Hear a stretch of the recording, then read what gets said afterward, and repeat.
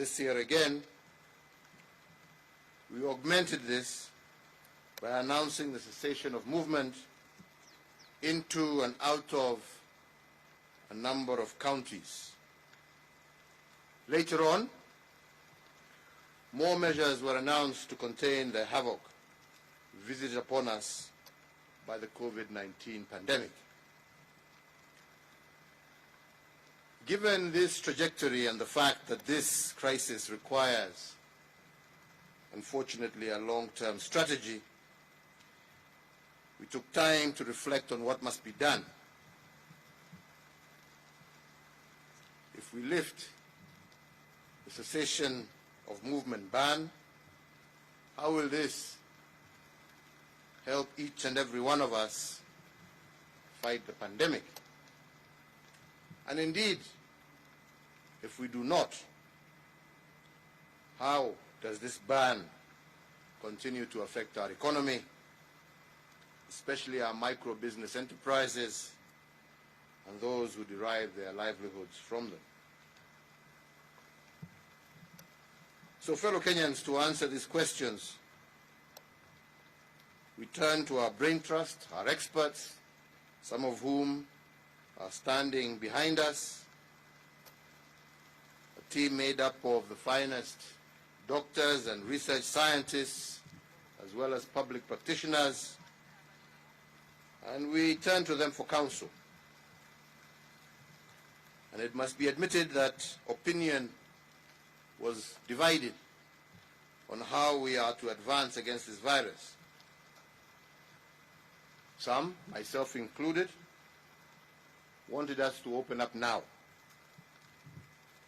That was and is still my desire. I know we all want to open up at the earliest opportunity and get our economy going.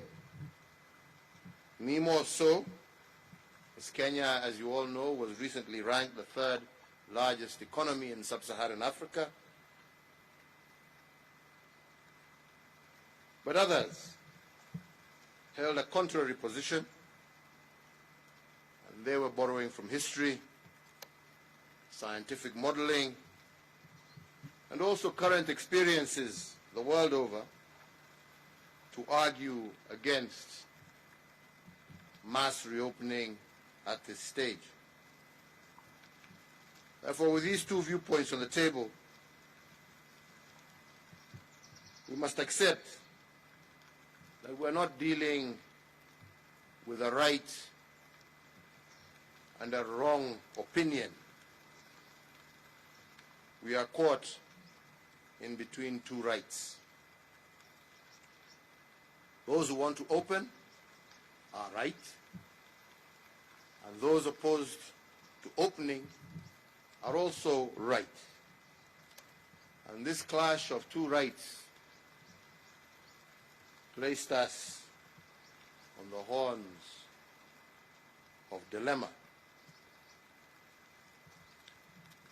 In the absence of scientific consensus amongst experts in the medical, research, and public sectors, I asked for some scenarios.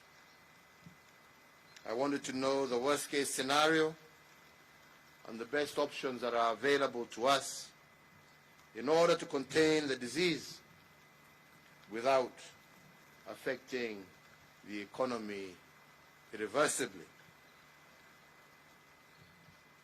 I wanted these scenarios built around raw facts, because we have decided as a country to combat this pandemic in an open and transparent manner. Fellow Kenyans, we must speak truth to each other.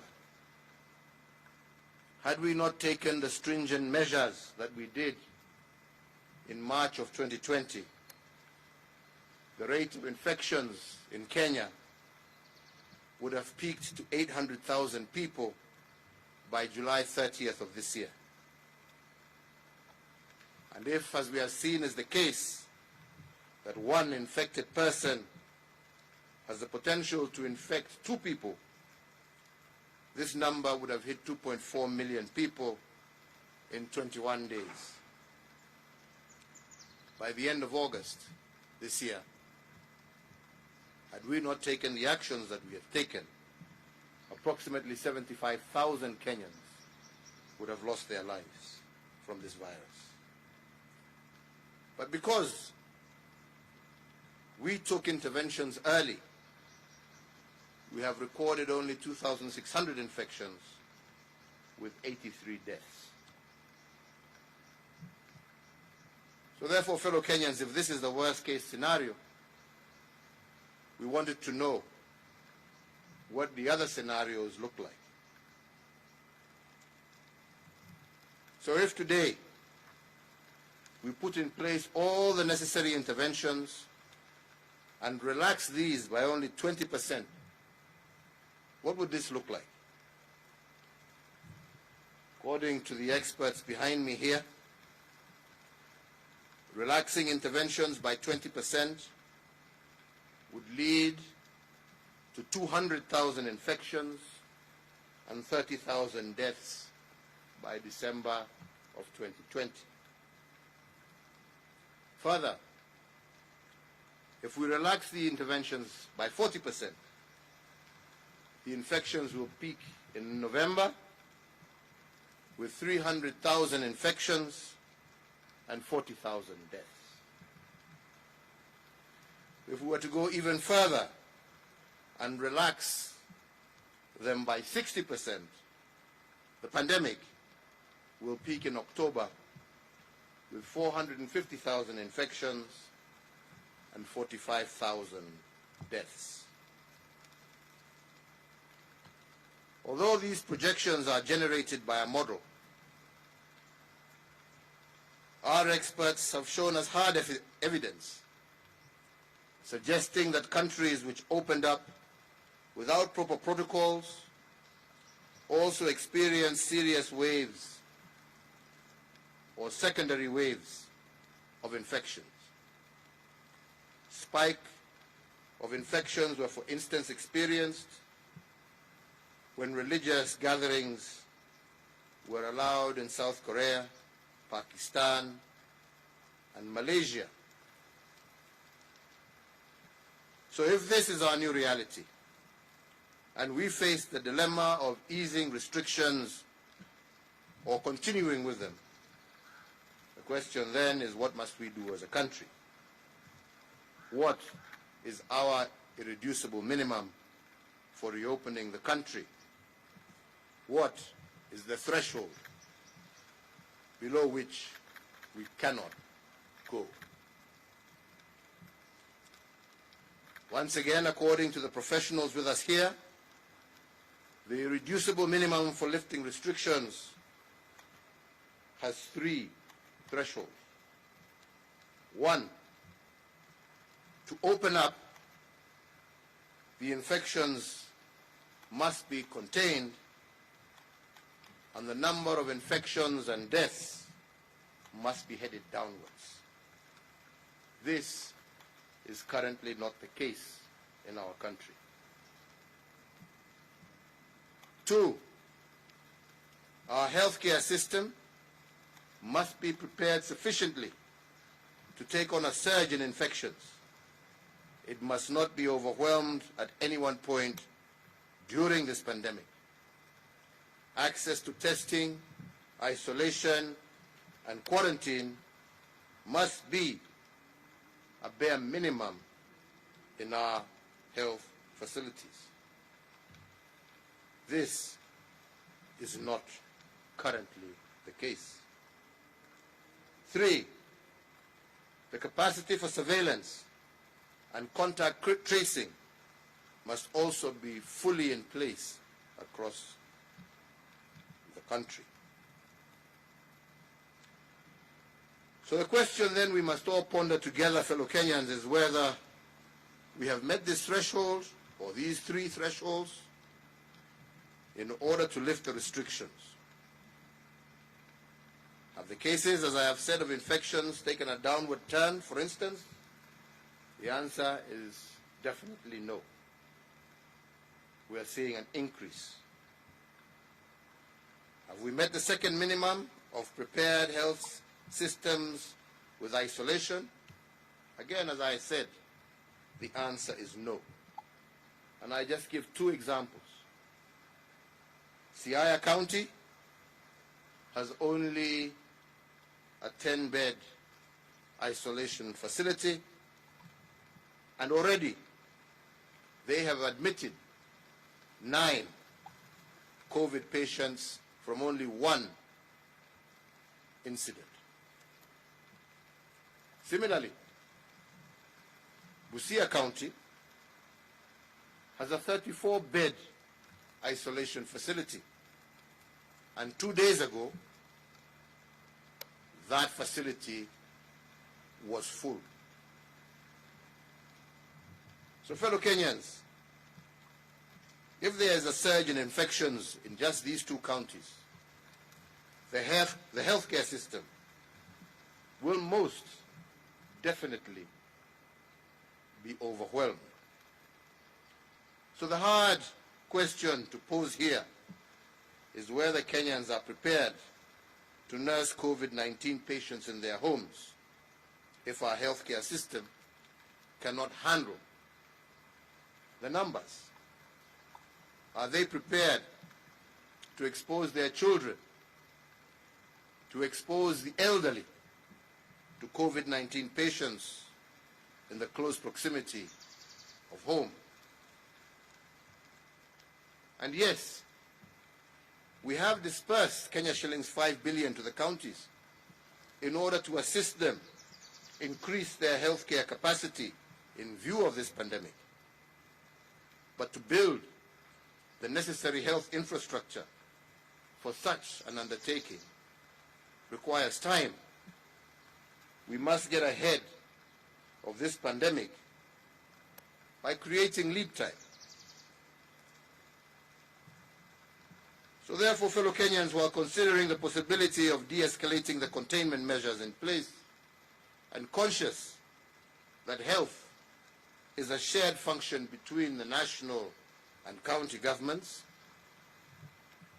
I have convened today an extraordinary session of the National and County Government Coordinating Summit on Wednesday, the 10th day of June, to consider the following salient matters.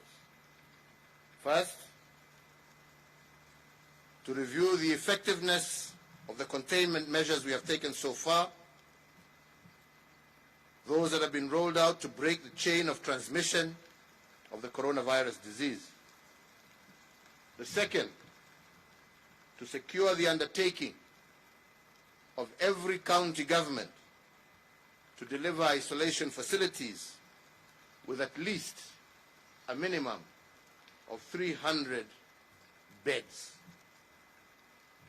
And thirdly, within 14 days, to develop time-bound protocols for progressive reopening of the economy. Fellow Kenyans, with my colleagues and having applied our minds to the different scenarios presented by our experts, I have reconciled myself to the fact that to open or not to open is not a dilemma between a right and a wrong. It is a dilemma between two rights. And because of this, and fully cognizant of the irreducible minimum given by our experts, and in keeping with the advice of the National Security Council, I today hereby direct an order as follows. That the cessation of movement into and out of Eastleigh area of Nairobi and the specific limitations in force with respect to the Old Town area of Mombasa that is currently in force shall lapse at 4 a.m. on the 7th of June 2020.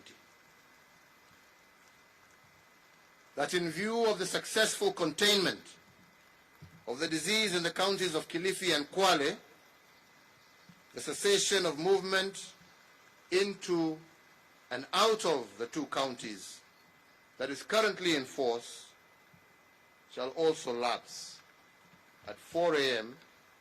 on the 7th of June 2020. 3, that following stakeholders' consultations in the education sector, the Ministry of Education, jointly with the Ministry of Health, issue and publicize guidelines on a gradual and progressive return to normalcy in the education sector by the third term, that is, from the 1st of September 2020. Further, that the Ministry of Education shall announce the new school calendar by the middle of August. As you are aware, on Madaraka Day, I did direct that the Ministry of Interior and Ministry of Health hold consultations with interfaith and religious organizations. So today, we state that following these consultations, within 7 days of today, the Ministries of Interior and Health will constitute an interfaith council to work out modalities and protocols of reopening of our places of worship. 5, that in the meantime, the ban on all forms of gatherings, including but not limited to political gatherings, social gatherings, including bars, be and is hereby extended for a further 30 days. That due to the evolving nature of the disease globally, international travel restrictions are hereby extended. In the meantime, the Ministry of Transport is directed within 7 days from the date hereof to engage all key stakeholders and develop protocols and guide resumption of local air travel. That due to the increase in patterns of infections, the cessation of movement into and out of the Nairobi metropolitan area, Mombasa, and Mandera be further extended by 30 days. That the nationwide dusk to dawn curfew, currently in force until today, the 6th of June 2020, is extended for a further 30 days. However, the commencement time for the same shall be varied from 7 p.m. to 9 p.m., with the end time for the same being varied from 5 a.m. to 4 a.m. Therefore, effective 7th June 2020, the nationwide dusk to dawn curfew will run from 9 p.m. in the evening to 4 o'clock or 4 a.m. in the morning. This variation should enable Kenyans to have a full workday schedule. Fellow Kenyans, recognizing the negative impact of the COVID-19 is not limited to healthcare. As I have said before, my administration has made targeted interventions to protect our economy.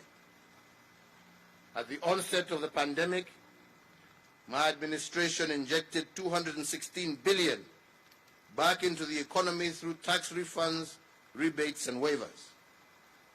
In our second phase, we have further rolled out $53.7 billion under an 8-point stimulus package to reinvigorate our economy. Each week, the government is distributing approximately 300 million shillings a week to the most vulnerable members of our society, on top of Kazi Mitaani, which is also being extended to cover more counties.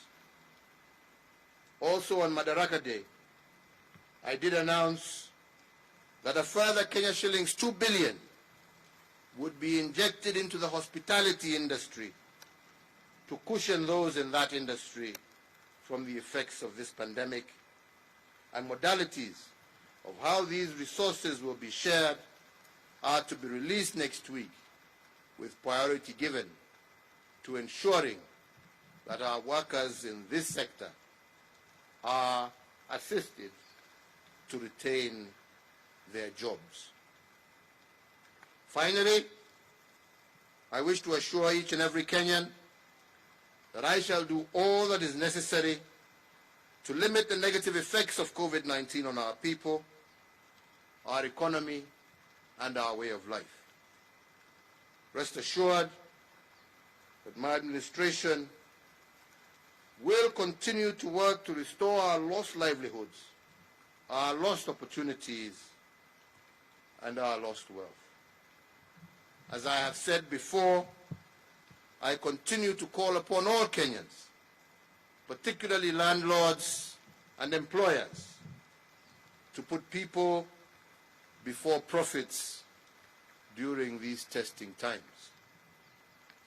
Permit me to close by saying what I have always said, that this disease is beatable if we work together.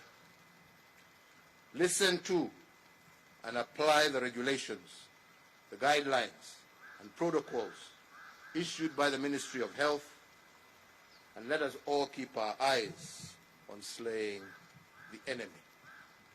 Thank you, God bless you, and God bless Kenya. I'll take 2 questions, and then I will leave the experts who have been advising us to continue with the rest of the session. Good afternoon. Afternoon to my you. My name is Gashuri from Cessation. Yes, Gashuri, I know you. How are you, sir? I'm well, and you? Very well. Good. I'm sure you've seen the expectations, many of them from Kenyans who are hoping that you will do something to release them. But be it as it may, the main question is the question of sustenance, livelihoods. People are complaining, people are lamenting that they are no longer able to sustain themselves. Is there a possibility of expanding the list of beneficiaries from the money that is being given every week to cover even those who are not initially listed among the most vulnerable, because there seems to be an enlarging group of people in dire need to sustain their livelihoods? Thank you. Like I said, in full recognition of what you have said, Gashuri, this is why we have been releasing, like I'm saying, approximately 300 million shillings. And this is over and above the 10 billion that we release every year. No, the 30 billion, sorry, that we release every year to the most vulnerable in our society. And I do agree with you that there are some sectors, especially the hospitality sectors, the hotels, the small restaurants, the bars, and so on and so forth, that have been closed, and a number of people in those areas have also been affected. That is why on Madaraka Day, we said that we are expanding that program by a further 2 billion shillings in order to be able to capture those people in those sectors, and to also ensure that we are cushioning them during this difficult time as we work towards reopening. But ultimately, we have no choice. We will do what we can to continue to support livelihoods. We recognize that that's where the challenge is. And we will do what we can to support all our citizens, especially those most affected.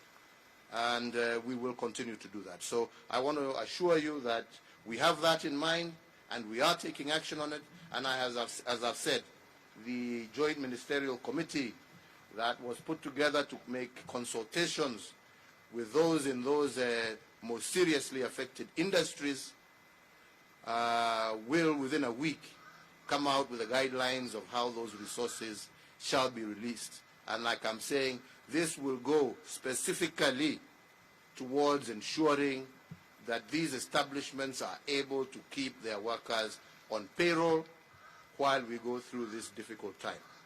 Secondly, as we have also said, the reason for expanding the curfew time is to ensure that we now have Kenyans who are able to go to work and have a full day's work and still have adequate time to go home.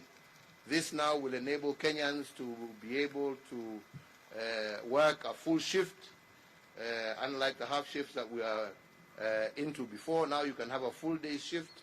You can work from 8 to 5 and still be able to get home on time, thus expanding the number of working hours and therefore enabling more and more Kenyans to be able to resume their normal duties and activities in our economy. Jina langu ni Nancy Okware kutoka Nancy Okware kutoka yeah. KBC. Na swali langu kwanza kabisa, umesema ya kwamba masharti katika kaunti ya Kwale na Kilifi kwa sasa hivi yameondolewa.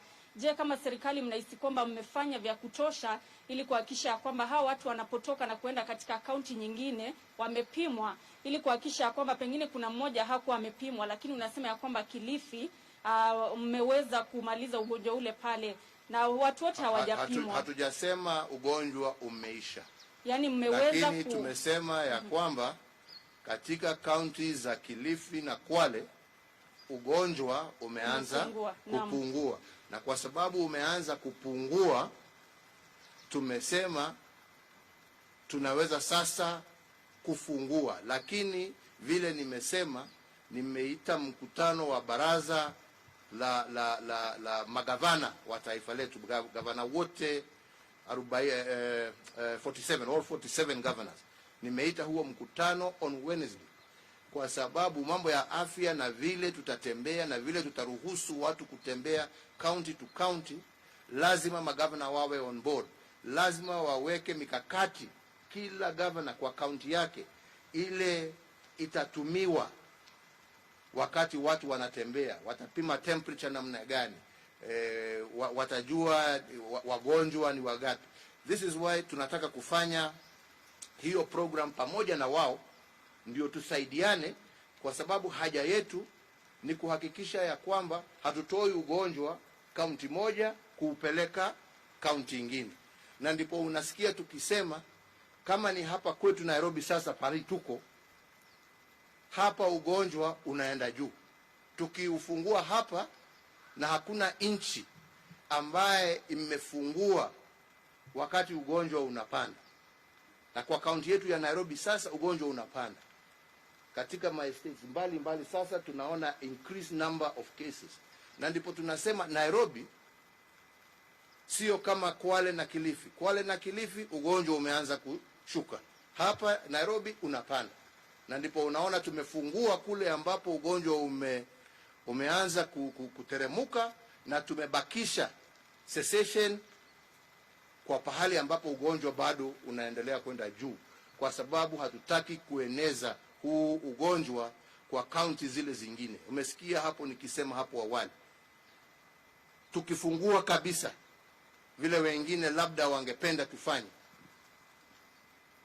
Kulikuwa tu kesi moja ambaye ilitoka hapa Nairobi ikaenda mpaka Siaya.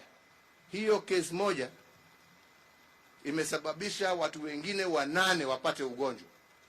County ya Siaya wako na vitanda ya isolation 10 peke yake. Sasa jameni, tukifungua hivyo wengine wanataka tufanye, ugonjwa uendelee kuzidi Migori na Siaya, na hawana vitanda vya kutosha. Si hiyo ni kulazimisha wale ambao wako na ugonjwa sasa warudi manyumbani kwao. Wakirudi manyumbani kwao, Hawa ni wazee wetu, wamama wetu na watoto wetu ambao pia wataambukizwa na hizo virusi. Na ndipo tumesema tunataka huu mkutano wa Wednesday, kwa sababu tayari tumeallocate bilioni 5 kwa kaunti zetu. Tunataka tukubaliane na wao ni mikakati gani wataweka, na tunasema ukitaka kaunti tufungue lazima uwe na a minimum capacity ya vitanda 300 zile ambazo zaweza kutumika ugonjwa ukipanda katika kaunti yako. Kwa sababu tukikataa kuweka hiyo mikakati, umesikia yale nimesema hapo, idadi ya wananchi ambao twaweza kuhatarisha maisha yao tusipoweka hii mikakati. Ambapo tunasema, nimesema sana, haja yetu sio kuumiza Wakenya. Mimi mwenyewe nilikuwa nadhania ya kwamba tutafungua hata zaidi ya yale ambaye tumefanya hapa leo, lakini ni mjinga ambaye hasikizi kutoka wataalamu wake. Wataalamu wetu wametuambia kufungua ni makosa. Wataalamu wetu wametuambia kufungua ni kuhatarisha maisha ya Wakenya. Wametuambia ya kwamba kufungua tukifikiria tuwasaidia uchumi, mwishowe ni uchumi tutakuwa tunaharibu. Wacha jameni, tusaidiane vile nimesema, vile Francis amesema hapa, tuone ni kwa njia gani tutaweza kusaidia wale ambao wameumia zaidi. Wale ambao wanaendelea kazi tutawazingatia kwa njia gani? Wale wameumia zaidi tutafute mbinu zote ambazo tuko nazo za kuhakikisha ya kwamba tumewasaidia pahali ambapo walipo, lakini sio kuwapeleka pahali ambapo maisha yao yatakuwa hatarini. Na ndipo unasikia tukisema tumeconsult hata na wazazi, tumeconsult na walimu, tumeconsult na religious groups juu ya mashule, na wote wamekubali ya kwamba haistahili tufungue mashule yetu sasa, kwa sababu tukiyafungua hiyo ni kama kufungulia virusi vianze kusambaa zaidi ya vile ambavyo inaendelea kwa wakati huu. Kwa hivyo, Wakenya wenzangu, tunajua ni muda mgumu. Nimeona meme mingi ambazo mumetumatuma huko, sijui ati Freedom Day, Independence Day. Hii sio mambo ya independence, hii ni mambo ya maisha jameni. Hatufanyi hii kuumiza mtu yeyote.